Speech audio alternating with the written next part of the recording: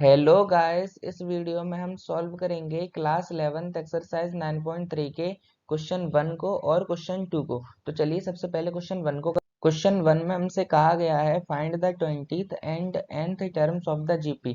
Guys ये GP यानी कि हमें ज्योमेट्रिक प्रोग्रेशन दिया गया है और हमसे बोला गया है कि हमें इसकी 20th और nth टर्म को फाइंड करना है। तो सबसे पहले गाइस जो हमें दिया गया है हम उसको लिख लेते हैं। हमें जीपी दी गई है जो कि है 5/2, 5/4, 5/8, डॉट डॉट डॉट। तो गाइस कोई भी जो प्रोग्रेशन होती है उसमें जो सबसे पहले लिखा हुआ होता है वो हमारा फर्स्ट टर्म होता है। किसी भी टर्म को किस तरीके से रिप्रेजेंट करते हैं, अगर फर्स्ट टर्म है तो A1 से, सेकंड है तो A2 से, थर्ड है तो A3 से। अगर कोई भी ऐसी nth टर्म है तो उसको हम AN से रिप्रेजेंट कर सकते हैं, या फिर हम गाइस इसको T1, T2, T3 ऐसे डॉट डॉट डॉट Tn से भी हम इसको रिप्रेजेंट कर सकते हैं।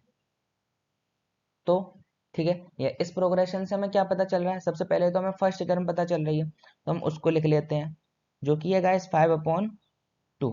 अब देखो ये जीपी है तो इसमें क्या होता है, इसमें कॉमन रेशियो होता है। गाइस मैं आपको जीपी की डेफिनेशन याद दिला देता हूँ कि जीपी की डेफिनेशन ये होती है कि हम जब पिछले टर्म में किसी कांस्टेंट नंबर का या फिक्स नंबर का या डेफिनाइट नंबर का मल्टीप्लाई करते हैं तो हमें आगे वाली टर्म मिल जाती है।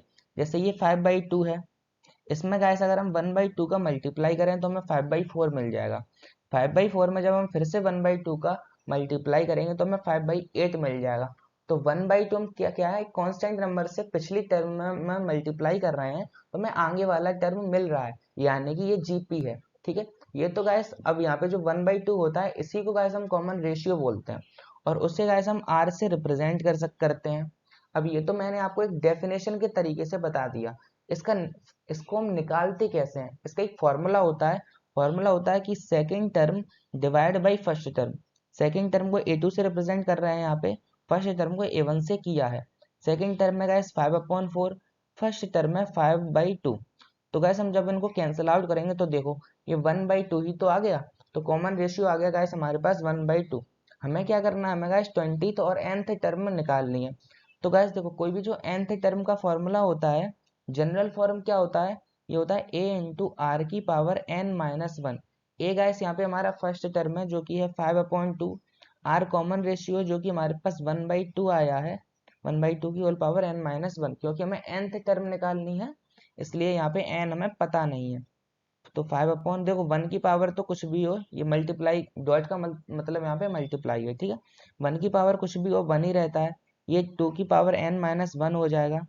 गैस मैं आपको एक बात बता देता हूँ, 2 इंटू 2 की पावर n−1, अगर हम अच्छे से देखें तो इस 2 की पावर 1 है, इस 2 की पावर है n−1, ये भी 2 है ये भी 2 है। गाइस जब भी बेस सेम होते हैं ना तो पावर ऐड हो जाती है, ये 2 और 2 सेम है ना और मल्टीप्लाई में लिखे हैं तो ये हो जाएगा 2 की पावर n−1 + 1। ये गाइस रूल होता है कि जब भी मल्टीप्लाई में बेस सेम होते हैं तो पावर ऐड हो जाती है, और जब भी डिवाइड में बेस सेम होते हैं तो पावर माइनस हो जाती है। तो गैस यहाँ पे हो जाएगा 5/2 की पावर n।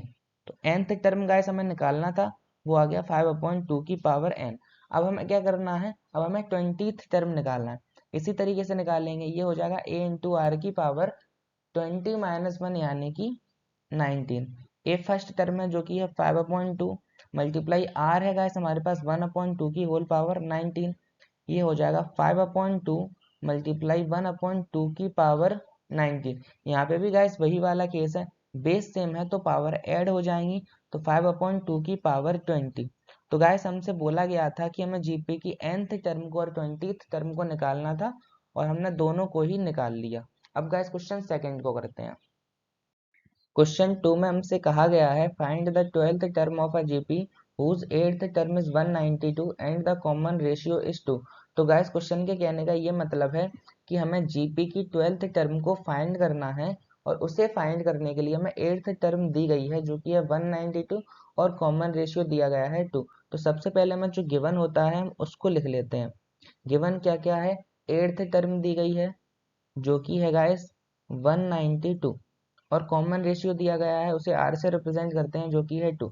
और फाइंड क्या करना है, 12th टर्म फाइंड करनी है यानी कि A12 हमें निकालना है।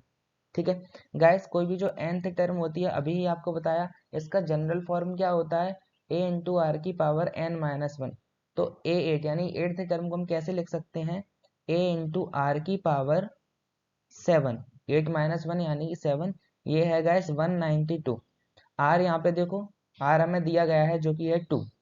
ये तो हमारी फर्स्ट टर्म है जो हमें पता नहीं, तो हम यहाँ से फर्स्ट टर्म को आसानी से निकाल सकते हैं। क्योंकि देखो आर की पावर, सॉरी यहाँ पे आर कितना है, आर है 2, 2 की whole power 7 is equals to 192। तो ए इंटू गाइस 2 की पावर जो 7 होता है, ये होता है 128 इक्वल में 192। ये मल्टीप्लाई में है, इस तरफ जाएगा तो डिवाइड में जाएगा।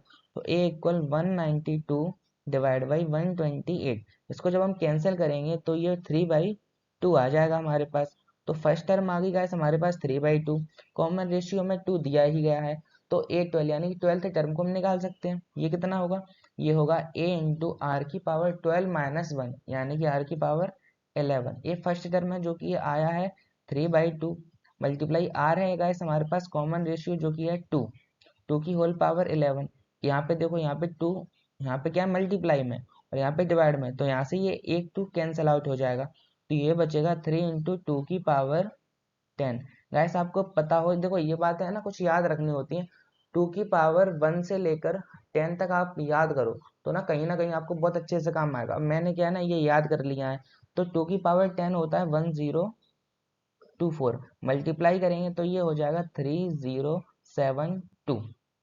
ठीक है, होप गाइस आपको ये अच्छे से समझ आ गया होगा। Thank you.